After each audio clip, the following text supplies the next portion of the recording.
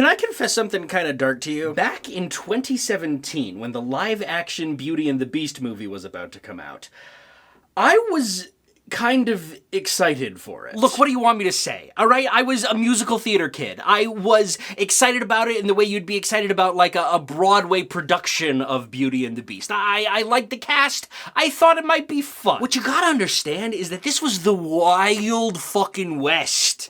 Okay, none of us knew what we were doing. Sure, there had been the odd live-action Disney remake here and there, but the trend had not yet kicked off in earnest.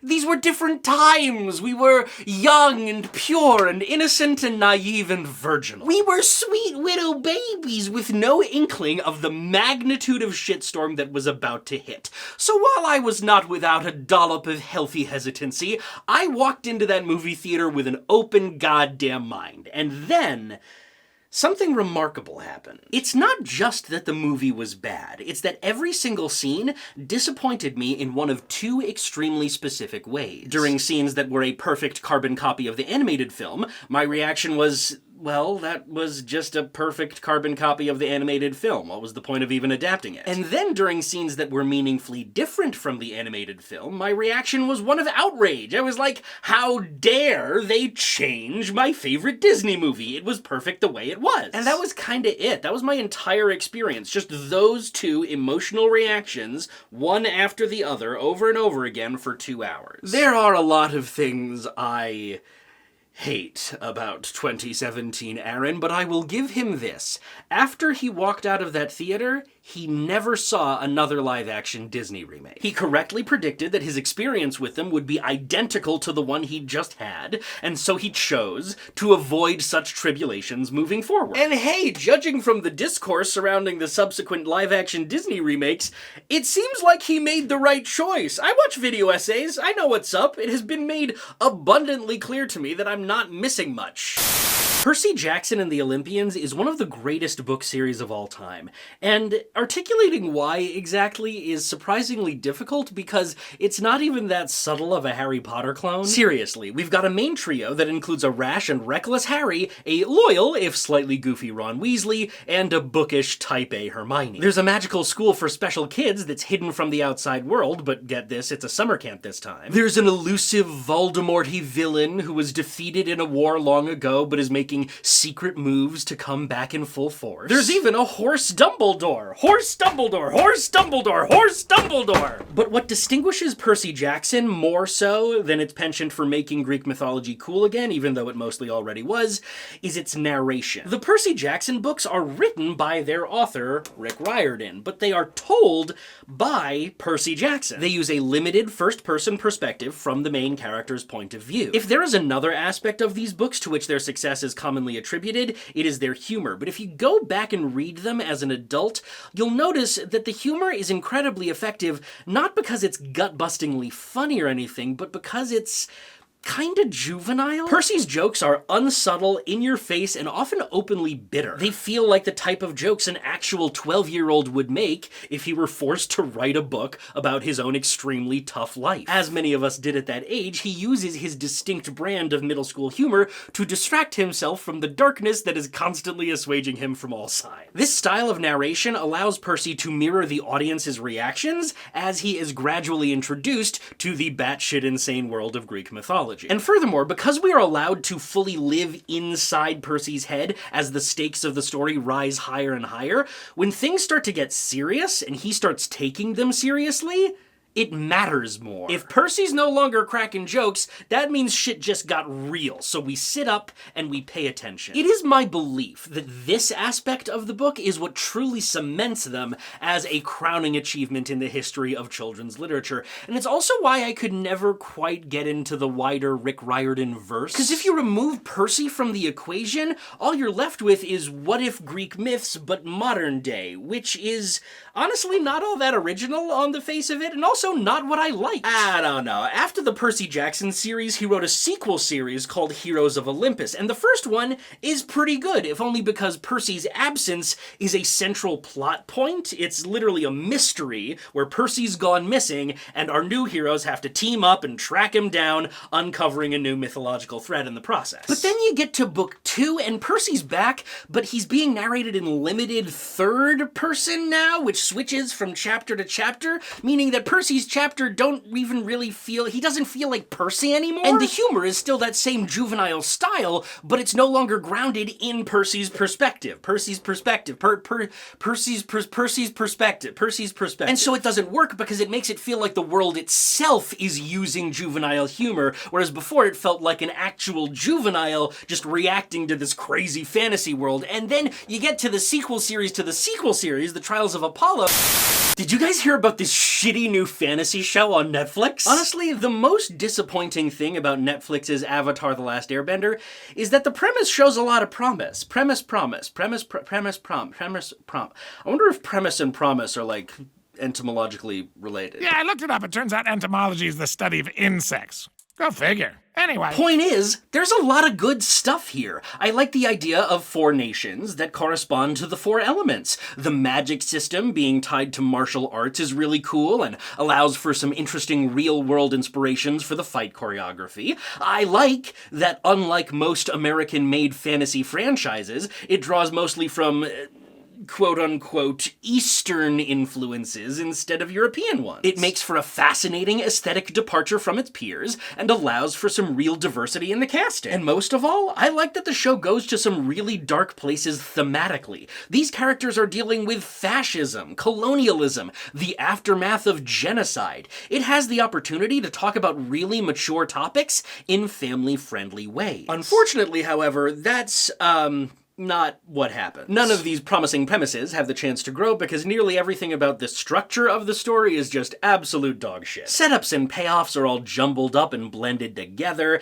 The actors have zero chemistry with each other. The dialogue is both comically clunky and painfully bland, consisting mostly of the characters lecturing each other about their backstories and motivations rather than letting the audience discover these things gradually. And perhaps most disappointingly, the visual look of the show is just off somehow. The costumes are all right, and the designs are certainly interesting, but I don't know. They also feel too artificial, too colorful and perfectly rendered to feel real. The cast never gets any dirt or grime or blood on them, you know? The clothes look like they're meant to be drawn in fan art more than worn as clothes. There is an over-reliance on projected and or green-screened environments that makes the fictional universe seem plastic and inauthentic, as if our heroes are playing on a playground built specifically for this show, instead of trying to live their authentic lives in a living, breathing world full of complicated people and political structures. I don't know, it's almost as if the scope, tone, and thematic ambitions of this particular fantasy story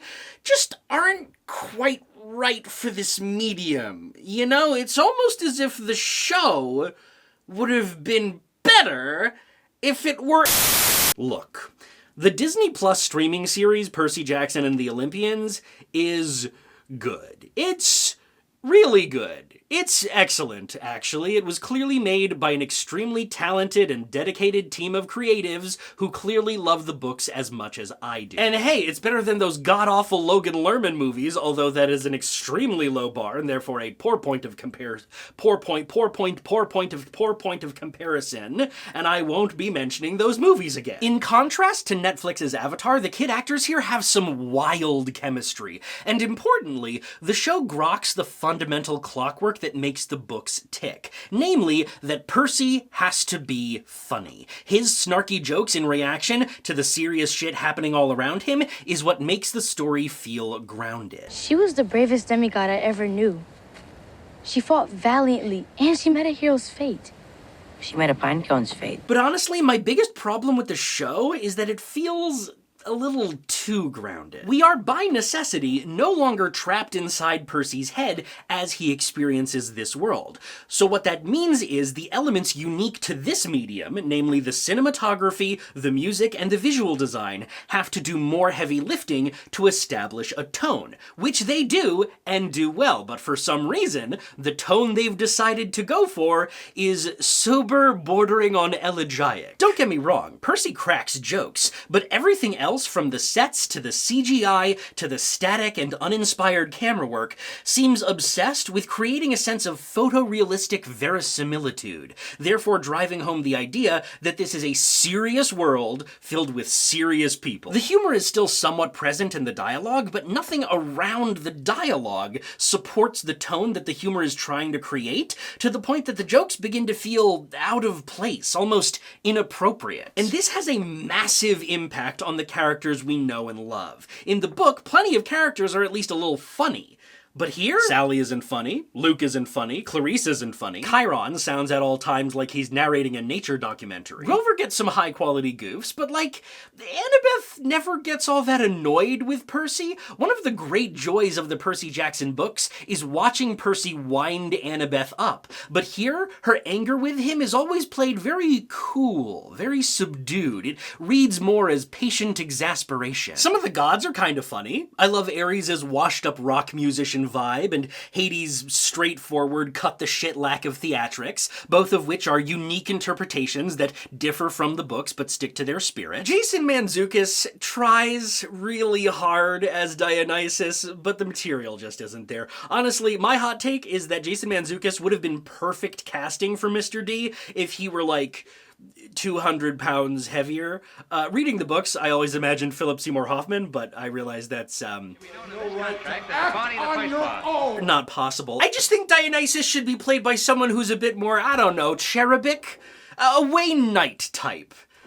Maybe with a mustache. I'm saying I should play Dionysus. But here's the thing. If you are willing to accept this new, more serious tone, this show is still really, really good. It's a well-written, well-shot action adventure story. Everybody has a clear motivation, everybody's journey has a satisfying arc, and very few characters are given short shrift. The opening act, Percy's long, moody prologue before he properly enters the mythical world, is very faithful to how it feels in the book. At turns agonizing, heartrending, and thrilling. And the first few episodes of the quest, where our heroes are finally assembled and can banter with each other to their heart's content, are great. And yes, the dialogue is often pretty funny, but still, I don't know. Something's off. It's normal. Too normal. The summer camp looks like a summer camp. New York City looks like New York City. The set pieces and backgrounds continue to hew towards extreme photorealism, complete with Tostitos product placement. It doesn't feel like the show is willing to go as big or as kooky as the book was during this section. Let me show you what I mean. In the Lightning Thief book, just like in the show, Percy, Grover, and Annabeth get attacked by the Three Furies while they're on a bus, resulting in the trio getting lost in the woods, somewhere in New Jersey, and we're never gonna make it to LA. In the book, however, the bus gets fucking blown up. It's torn apart by evil bird ladies and then struck by lightning. In the series, Annabeth pulls the fire alarm or whatever, and all of the human passengers are safely evacuated through the front of the bus like good little girls, and our heroes simply pop a window and leave through the back. We get a similar moment in the very next episode, when the trio encounters the monster Echidna while on a passenger train. This is a very well-written scene, and I like the extra depth and moral complexity the episode chooses to give Echidna. In the book, this encounter was much more incidental and throwaway. The conversation gives way to a genuinely fun and exciting chase sequence down the length of the train, and then it's highly hinted that the train is forced to make an emergency stop outside St. Louis. But then guess what? We cut to a train yard where Percy, Grover, and Annabeth are already outside, and the train is already stopped. And then we cut to a street in St. Louis, which leads us to the St. Louis Arch scene, which is fucking cool and an exciting action set piece, but it feels like in order to get there, we sort of jumped over the last part of what could have been an equally exciting action set piece. And I know what you're thinking. You're thinking, Aaron, give them a break. There were obviously some budgetary constrictions. And you know what? You're absolutely right, you strangely high-pitched person. Neither of these are writing problems. These are both money and or logistical problems. This show has a very high budget for a streaming series, but even so, blowing up a bus is difficult. Having stunt doubles for children is difficult. And also, in Hollywood, there are laws about working with kids that might restrict the scope of your production even further. You can't subject them to the same kinds of grueling schedules and strenuous work that you can with adults. Which is a whole other labor and workers' rights related can of beans that we're not gonna open right now. But anyway, we sail along for a few more episodes and things are frankly going fantastically. I love Medusa, I love Ares' quest, I mostly enjoy the casino adventure in Las Vegas. I can't say I'm jazzed to see Lin-Manuel, but he does fine, and thank the gods they don't let him sing. But then we get to the underworld. In the book, Percy's adventure in the underworld is one of the most biting moments of satire we get. Hades' domain is presented as fundamentally a corporate experience. Charon, the terrifying boatman of the River Styx, is presented as a snobby if underpaid white-collar worker whose quotidian existence doesn't quite match his taste for expensive Italian suits. Cerberus is a neglected office dog who's only scary because nobody's played fetch with him in centuries. The souls of the dead enter the fields of Asphodel through a highway toll booth with the phrase "easy death" printed on it. And Hades himself, though Percy describes him as the most godlike god he's met so far, talks like he's an overworked CEO who's sick of dealing with his unruly subordinates and is close to throwing in the towel. "More security ghouls," he moaned. "Traffic problems at the Judgment Pavilion. Double overtime for the staff. I used to be a rich god, Percy Jackson. I control all the precious metals under the earth, but my expenses." "Charon wants a pay raise," I blurted, just remembering the fact. "Don't get me started on Charon," Hades yelled. "He's been impossible ever since he discovered Italian suits." In the series, however, aside from a few funny moments with a squeaky toy, the mystical trip into the underworld is played dead fucking straight.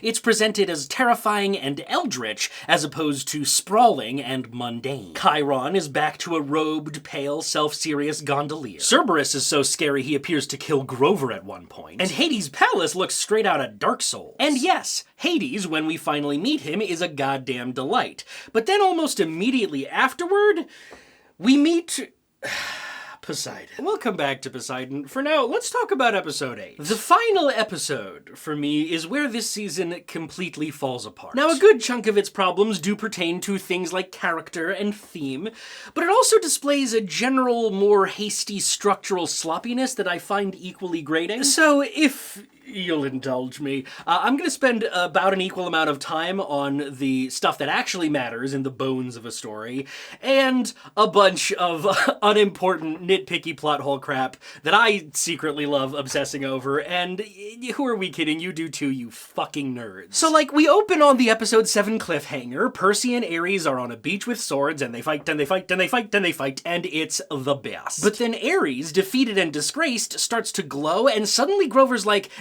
don't look at his true form! And I'm like, This is an element from both the books and the myths, namely that when the gods teleport away, they have to show their true form, which will kill you if you look straight at it. But this has not been a thing in the series so far. It's unimportant enough that it simply hasn't come up, and it's way too crazy of an element to introduce at this juncture. It would be forgivable if it became important later in the episode, but guess what? Later in the episode, Zeus teleports away right in front of Percy and nobody gives a shit. What is this doing here? And then we turn around and Percy and Sally's cabin in Montauk is there? Wait, hang on, was this beach fight in Montauk the whole time? Nobody's mentioned where they are yet in the dialogue. In the book, this fight is on the beach in Los Angeles, because, you know, that's where the underworld is. It's so vague that it took me until second viewing to notice this shot of the cabin at the end of episode 7, and this shot of the lighthouse behind Ares, which does admittedly look almost exactly like the,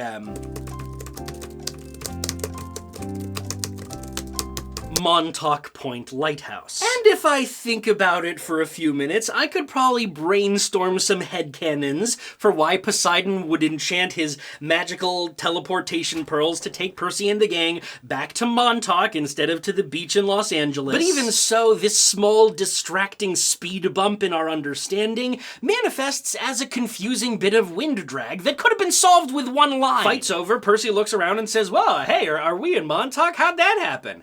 That's it. You don't need to explain it, you just need to make sure your audience and your characters are on the same page. I am aware that we need to breeze past some things in order to get the season wrapped up, but under no circumstances should Percy also be aware of that, you know? Anyway, Percy gets to Olympus, he meets Lance Reddick, this scene is great.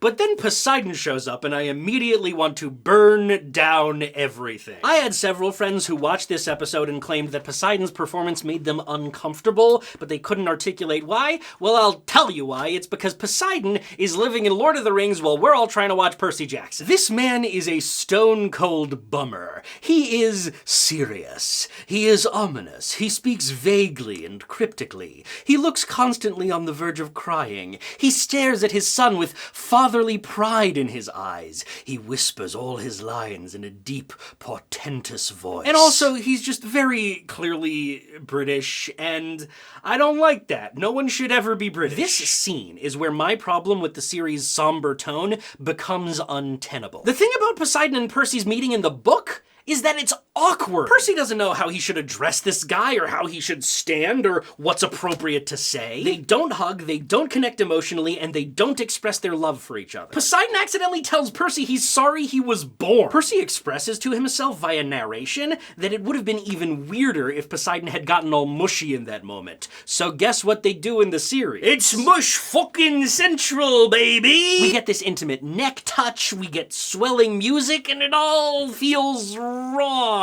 With this Poseidon, who is so affectionate with Percy from the word go, and who seemingly has semi-regular conversations with Sally throughout Percy's childhood, I never really understand why he wasn't a present father to begin with. If you love Percy this ardently and openly, dude, then what's up? Having Poseidon be like this robs him of everything that made him interesting. The whole point is that while he's not as much of a nightmare as some of the other Olympian parents, he is still a deeply deficient dad. He still buys the hype of his own godhood. He absolutely could have shown up at every Thanksgiving and paid some goddamn child support, but he chose not to because he's a god. And can I just say, I hate the look of Olympus. The whole point of Olympus is that it's a paradise, right? Even as the gods are on the verge of war, Book Percy notes that it's colorful, luxurious, and there's minor gods in bathing suits lounging by pools. But in the show, the place is abandoned and the color scheme looks like puke. This was where I really started to feel that the show was using the volume as a crutch. The big wide open CGI spaces are great, and the volume helps it look like the characters are actually really there. But when you keep having these big fantastical spaces with only like 4 actors in them, your one trick really starts to show, and it starts to feel like that's where you sprayed your entire budget. But lastly, and perhaps most leastly, I hate what they changed with Smelly Gabe. Buckle in, folks, this could take a while. Okay, so in the book The Lightning Thief, Smelly Gabe is a minor character who is nonetheless very important thematically. He is a mortal man who is married to Sally, Percy's mom, and he is an abusive asshole. We see him verbally harass and abuse Percy on multiple occasions, and it is explicitly stated, though never shown, that he physically abuses Sally. For the first half of the book, we are made to wonder why Sally even married this guy, even while her plight as an abused partner elicits a great deal of pathos. And then, after our main trio departs on their quest, we get a wild info dump from Grover where he reveals that Smelly Gabe has such poor personal hygiene and smells so bad that his powerful human musk actually hides Percy's demigod scent from monsters, who under normal circumstances can smell half-bloods from afar, and that's how they hunt them down. We are given to understand that this trickery from Sally has played a significant role in Percy's survival for the first 12 years of his life. This is a potent scene for Sally's character, even though she does not appear. The misery she is willing to subject herself to in order to keep Percy safe speaks to her impressive caliber of selflessness. But then by the end of the book, Smelly Gabe's smell shield is no longer necessary. Percy is aware enough of the mythical world that his demigod musk is now too powerful to be shielded by Gabe's mortal musk. And now that he's been to Camp Half-Blood, he has enough training to defend himself against the monsters when they attack. So what to do with Smelly Gabe? Like many abusers, he has entrenched himself in Sally's life such that extracting herself from his influence is surprisingly difficult. In addition, through some mythological fuckery, Percy has gotten his hands on the severed head of Medusa, which, as we all know, can turn people to stone if you just, hold it up and, pop the eyelids and point it correctly. So Percy makes a decision. It is a difficult and hard-won decision that he might not have made at the beginning of the book. His decision is not to decide. He gifts the head of Medusa to his mother, giving her the option to save herself. This moment is crucial to helping us understand some key themes of the Percy Jackson series. Namely, that despite all the crazy, mythological, fantastical theatrics going on, what we're trying to do here is ultimately pretty simple and human. We're trying to escape cycles of abuse. Yes, Smelly Gabe is a mere mortal, but overcoming his abuse is just as difficult and heroic as slaying a monster with a sword. Upon giving him his quest, the Oracle tells Percy, you will fail to save what matters most in the end. Percy initially thinks that this means his mom will die, but here he realizes that although he isn't going to lose his mom, he does have to let her go. Percy is a hero, but he can't do everything. He can't save Sally from Smelly Gabe. That's not his job, nor should it be his job. She has to save herself. And conversely, Sally's selflessness can't keep Percy safe forever. At some point, she's gonna have to let him grow up and go off and fight his own battles and start to live her own life for herself again. God damn it, I said I wasn't gonna cry! Now, we do learn later that Sally does decide to, shall we say, immortalize Smelly Gabe in sculpture, subsequently selling said sculpture to an art gallery in order to jumpstart her new financially independent life. And yes, this does mean that a character we love has technically committed murder. And I can only imagine that this was the impetus behind altering the trajectory of Smelly Gabe's fate once the TV show rolled around. But whatever you think about the real-world morality of Sally's situation, the fact remains that Smelly Gabe's death is appropriate for the character arcs and themes of this story. I understand that you might think it's a little dark for a children's show, but this subplot was in a best-selling children's book, and it was one of the best parts of it. Kids need to know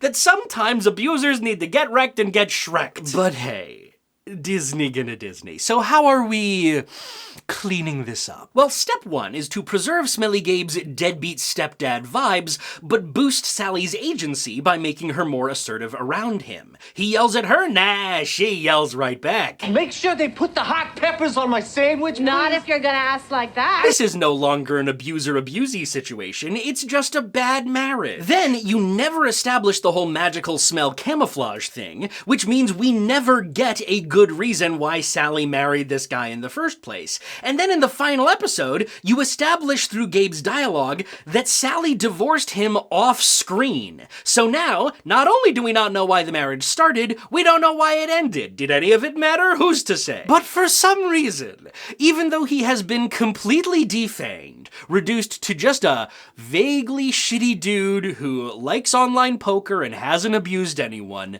this version of Smelly Gabe cannot be allowed to live. As we all know, there is no more heinous crime in this universe than being ugly and a little bit of a jerk. So what happens? Smelly Gabe finds the package with Medusa's head in the hallway outside Sally's apartment, commits the minor misdemeanor of opening someone else's mail, and gets turned to stone. This is bad for several reasons. It robs Sally of a great deal of her nuance and growth. The last line of Percy's prophecy no longer makes sense. Nor does the fact that the Oracle takes the shape of Smelly Gabe himself, a crucial bit of foreshadowing from the book that now foreshadows nothing. But perhaps most simply, it's no longer cathartic for the audience. I hated book Smelly Gabe. I don't hate this guy. So watching him get himself killed on accident is not satisfying. And like, this is not important. I cannot stress how unimportant this is, but like, the head of Medusa is just, it's sitting on the floor now, right? It's on the floor of a hallway in an apartment building. Have you thought about that? Judging by the light, it's what, late afternoon? People are gonna start coming home from their shifts soon. And every single one of them is just gonna see a life-size statue of their shitty neighbor just plop there. They're gonna stop to investigate, and boom, before you know it, it's Terracotta Terror Town up in this bitch. This is exactly the situation we were trying to avoid in episode 3. What the fuck is happening? Look, I'm really trying not to be too precious about the book here, okay? The book was better. They changed it, is the shallowest form of media criticism there is. And I must restate that I know these creatives understand the themes and characters at play here. You know how I know that?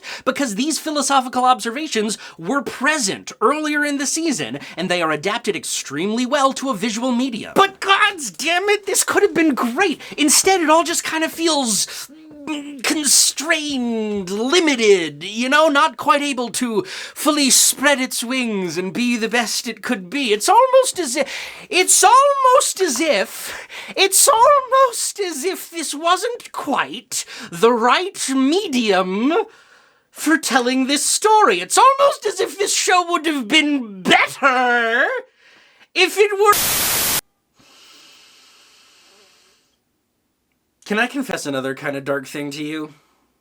I haven't actually seen the live-action Avatar show. Oh yeah, by the way, I'm dropping the whole conceit where I pretend I don't know about the original cartoon. I thought about keeping it going, but then I got really sleepy. Anyway, yeah, I didn't watch it. Why would I? It is not but a live-action Disney remake taken to its most extreme. Say what you want about those movies, but at least the original cartoons had their own source material that the new movies can choose to draw from, however ineptly. And you can say a lot of things about that absolute dog shit M. Night Shyamalan movie, but at least it was, you know, a movie. With Netflix's Avatar, Hollywood has reached maximum ouroborosity. I want you to think about this for a second. They are so allergic to original ideas that they adapted a TV show into a TV show. It's like adapting Lord of the Rings into a series of books. Ever since that Beauty and the Beast movie came out in 2017, I have seen countless media critics, video essayists, and Twitter intellectuals mirror my exact dual reaction to not only that movie, but every live-action Disney remake that came after it. They keep trying to engage with these films as genuine pieces of art, but they can only muster those two emotions. For things that are different, why would they change a classic? For things that are the same, what is the point of any of this? And I swear to Jesus, Elizabeth Christ on the cross, that seconds, mere seconds, after the live-action Avatar dropped, there was a deluge of video essays proclaiming how bad it was, all full of that same tired, predictable disappointment dyad. And I looked at that deluge, and all I could think was, you realize you're part of the problem, right? You don't have to watch this show. And even if the morbid curiosity is enough to compel you, you don't then have to publicly pontificate about it. Nobody has a gun to your head. In the attention economy, the mere act of paying attention to something is enough to bestow it with economic power over you. And it's like, despite the fact that you live and work in the attention economy, you don't know that. Before it even came out, I had Facebook friends who were speculating excitedly about this show. Oh man, I sure hope it's good. I'll be disappointed if it isn't. I sure hope they don't ruin it. And I'm over here like, how do you not see that they have ruined it already? One of the only behind-the-scenes details I know about this series is that two of the original creators of Avatar originally worked on the Netflix version before leaving the project soon into production, citing creative differences. And I know know that might sound tragic and like a bad harbinger, but honestly, I just find it insufferably naive that they even signed up in the first place. Netflix Avatar's cardinal sin is that anyone at any part of the process thought it could work. This show's worst crime is that it exists at all. So why should I watch it, huh? Why should I surrender the part of my soul that loves Avatar The Last Airbender to the ceaseless grinding of the cynical Hollywood machine? Because I probably should speak from a place of expertise if I'm gonna criticize it. So I can have a hot take on why exactly it's bad, so I can participate in the discourse. Why? Why? Look. You're not an idiot. I'm not gonna treat you like an idiot. You've read the title of the video, right? You know what my thesis is here. You know what I'm gonna say. Percy Jackson would have been exponentially better as an animated series. And I'm not just saying that because I've watched way too many Lightning Thief musical animatics, okay? Do not think me so easily swayed. This conviction is born entirely from watching the live-action Disney Plus series and coming away feeling deeply disappointed. And guess what? If you were to make it a cartoon, nearly every single one of my criticisms would vanish in an instant. There's the tone thing, of course. The books constantly swivel between tragedy and comedy, between the grounded and the fantastical, in a way that only cartoons can. Every decent action-adventure cartoon that has ever existed, including most notably Avatar The Last Airbender, has come closer to capturing the tone of the Percy Jackson books than the show did. But also, there's the budget thing. I get that you can't afford to blow up a bus or show an entire train screeching to a halt, but guess what? In animation, that shit costs the same as all the other shit. You can fucking blow up whatever you want. Never stop blowing up, dude. Can't have any plot-essential crowd scenes because of COVID restrictions? That's okay. Cartoon extras cannot spread COVID. Or at least I think they can't. Oh god, what if they can? The Dionysus thing? You can let Manzukis do his thing and make him fat. It can be done! The Poseidon thing? I guarantee you they wouldn't have made Poseidon such a sad sack if he were a cartoon. It wouldn't have fit. The whole smelly Gabe problem? Honestly, this might be a little controversial, but I kinda think you could have gotten away with a darker portrayal of the smelly Gabe subplot in a cartoon. It's certainly a dicey proposition tone-wise, but if any medium can juggle tones with the necessary deftness and acuity, animation can. And perhaps most importantly, the child actor thing. Can't make your cast of child actors work for 12 hours a day the way you can with adults? No problem! Just stick them in a voiceover booth for a few hours. Are you worried about your show schedule because the kids are gonna get taller and older looking way faster than the characters believably would? No problem! In animation, puberty happens when you say it does. Are your kid actors just kinda not that good?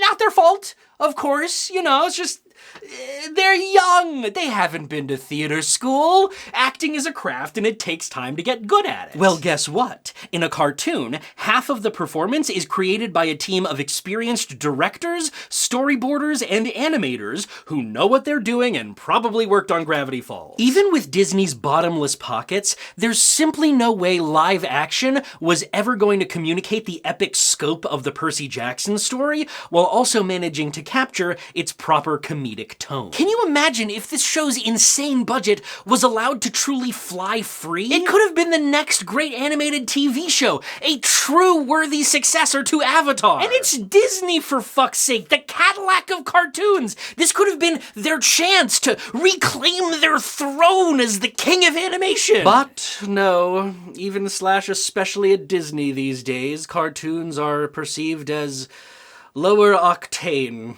less prestigious, less of an achievement. Nobody at any point of the process even considered making this animated, and that is this show's cardinal sin.